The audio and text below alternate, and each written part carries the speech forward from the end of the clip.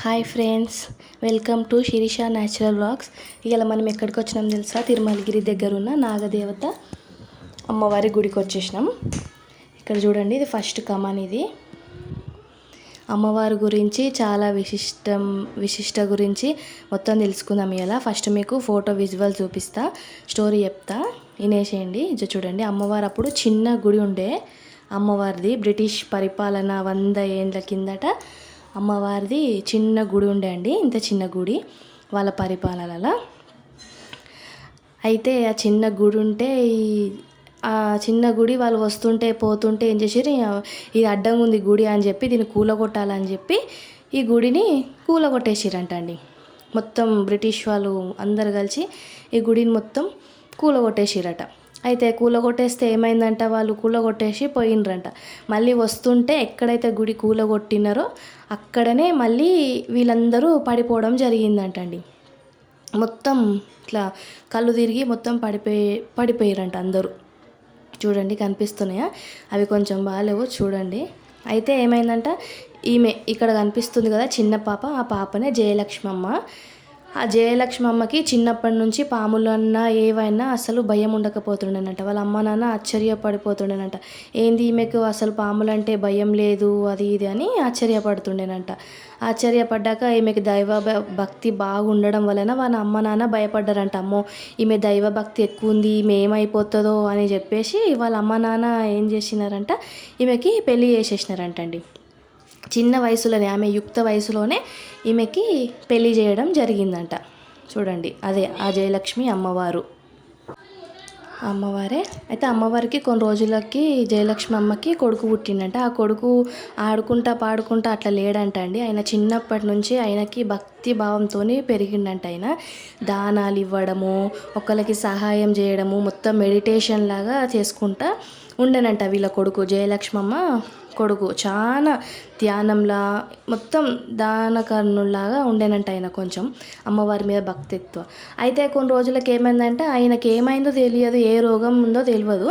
ఏం రోగం లేకుండానే ఆయన చనిపోయిందంట ఫ్రెండ్స్. అయితే చనిపోయిందంట అండి వాళ్ళ కొడుకు. అయితే ఏం లేదు, ఉట్టుటిగానే చనిపోయిండు. అయితే చనిపోతే జయలక్ష్మమ్మ చాలా, ఆమెకి బాధ అనిపించింది. చిన్న వయసులోనే పెళ్ళి అయిపోయింది నాకు, అయినా కొడుకు పుట్టిండు, కొడుకు చనిపోయిండు అని చెప్పి మొత్తం అమ్మవారి మీద భక్తి అంత వెళ్ళిపోయింది. రోజు కొడుకు సమాధి దగ్గరికి వెళ్ళడం, ఏడవడం, ఇదే అయిపోయింది. ఆమె మస్తు సిక్ అయిపోయిందండి, చాలా సిక్ అయిపోయింది ఆమె.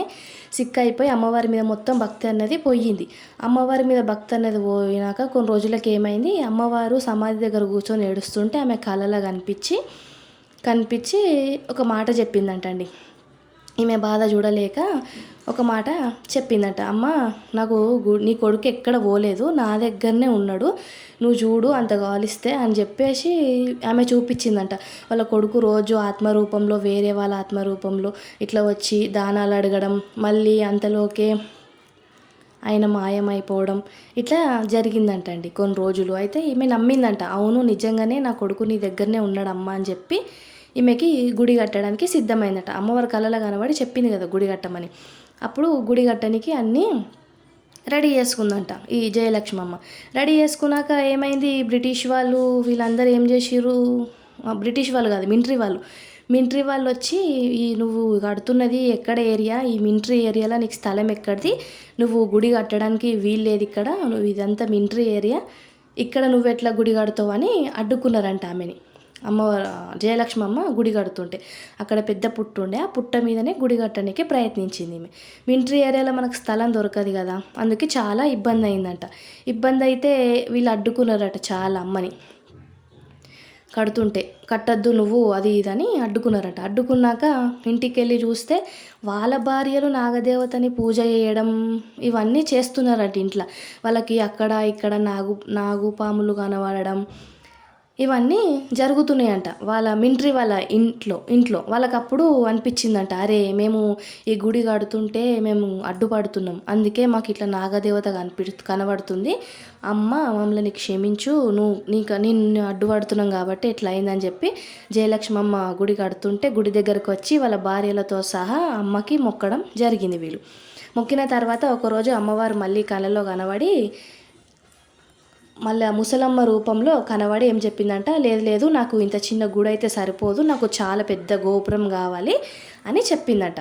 గోపురం కావాలని చెప్తే అంత డబ్బు నా దగ్గర లేదమ్మా, నేను ఎట్లా కట్టాలి, నీకు అంత పెద్ద గుడి నాకు స్తోమత లేదు అని చెప్పిందట.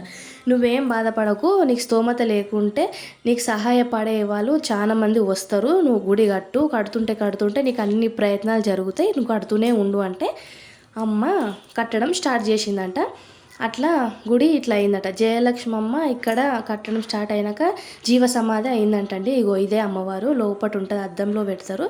అమ్మవారు బయటకని చూస్తే ఈమె నిజంగానే ఉందేమో అక్కడ అన్నట్టు అనిపిస్తుంది. అందుకే దీన్ని గుడి అన్నారంట, అమ్మవారి గురుస్థానం అంటారంట. ఎందుకంటే అమ్మవారు అక్కడ జీవ సమాధి అయింది కదా, అది అందుకటే. ఈ లోపట అమ్మవారి విగ్రహం చూడండి, కింద పుట్ట, అమ్మవారి కింద ఉంది. అమ్మవారి కింద అంతా పుట్టనేనండి, మొత్తం పుట్టనే. ఇక్కడ ఈమె లాస్ట్కున్నామే జయలక్ష్మమ్మ, ఇక్కడ మధ్యలో ఉన్నామే అమ్మ నాగదేవత, ఇక్కడ ఉన్నవారు ఆయన వాళ్ళ కొడుకు నారాయణ స్వామి ఆయన పేరు, వాళ్ళ కొడుకు. వీళ్ళ ముగ్గురు ఉంటారు ఇక్కడ, పూజలు అందుకుంటారు. ఎక్కడైనా ఇట్లా మనుషులతోని కలిసి అమ్మవారు పూజలు అందుకునే గుడి ఇది ఒక్కటేనండి, చాలా పవర్ఫుల్ అమ్మవారు. అయితే ఈరోజు నేను అక్కడికి వెళ్ళిన, మీకు కూడా ఇది గుడి విశిష్టత తెలియజేయాలని చెప్పి నేను అక్కడికి వెళ్ళిన. అయితే ఏం జరిగిందంటే వాళ్ళు ఫోటోలు తీయలేదు, నాకు ఫోటోలు తీయకపోతే నేను ఫోటోలు ఇట్లా కలెక్ట్ చేసి అందులో పెట్టి మీకు చెప్తున్నా. మీరు ఫోటోలు క్లారిటీగా లేకపోతే ఏమనుకోవద్దు, ఓకేనా. అట్లా జరిగింది. అమ్మవారి స్టోరీ చూసారు కదా. ఇక్కడ పిల్లలు కాని వాళ్ళు, పెళ్ళిళ్ళు కాని వాళ్ళు వచ్చి జంట నాగులకు ఇట్లా మంచిగా పూజలు చేసి అభిషేకం చేస్తే మంచిగా అనుకున్న కోరికలు అన్నీ నెరవేరుతాయండి, సంతానం కలుగుతుంది. సంతానం లేని వాళ్ళకి పౌర్ణమి రోజు ప్రత్యేక పూజలు జరిపిస్తారు అమ్మవారికి. ఇక్కడ ఎవరైనా సరే డబ్బులు కట్టి ఇక్కడ లైన్లో కూర్చుంటే అందరినీ ఒకటేలాగా పూజలు జరిపిస్తారు. పౌర్ణమి రోజు చాలా స్పెషల్ ఇది ఇక్కడ. అయితే అమ్మవారి స్టోరీ విన్నారు కదా, అక్కడ అట్లా జరిగింది అమ్మవారి స్టోరీ. చాలా పవర్ఫుల్ అమ్మవారు అండి, అస్సలు నిజంగా చాలా బాగుంటుంది ఇక్కడ అమ్మవారు. ఇట్లా నేను ఈరోజు వెళ్ళిపోయిన అమ్మవారి దగ్గరికి అమ్మవారిని మంచిగా పసుపు అలంకరించి మంచిగా బొట్లు, పసుపు, గంధం అవన్నీ పెట్టేసుకున్నా. ఇట్లా మనం అనుకున్న కోరిక నెరవేరింది అనుకో అమ్మవారి దగ్గర, ఇట్లా మనం నాగప్రతిష్ఠ కూడా చేయొచ్చండి. ఇక్కడ మనం ఒక శిల తెచ్చి, నాగశిల తెచ్చి ఇక్కడ అమ్మవారి దగ్గర ప్రతిష్ఠించవచ్చు మన కోరిక నెరవేరిన తర్వాత. అట్లా ఇక్కడ విశిష్టత అట్లా. ఇక్కడ ఎటు చూసినా మొత్తం నాగదేవతలే ప్రతిష్టలే ఉంటాయండి, ఎక్కడ చూసినా కానీ. అసలు చుట్టుపక్కల, బయట, లోపట అమ్మవారి గుడిలో అన్ని నాగదేవత ప్రతిష్టలే ఉంటాయి. అంతమంది భక్తుల కోరికలు నెరవేరినాయి కాబట్టి ఇక్కడ అన్ని నాగదేవత ప్రతిష్టలు పెట్టిర్రు. మీరు కూడా ఖచ్చితంగా వెళ్ళండి. మనం స్టేషన్ నుంచి సికింద్రాబాద్ రైల్వే స్టేషన్ నుంచి బస్ ఎక్కాలంటే 281 బస్ ఎక్కితే అక్కడికి దిగుతుందండి.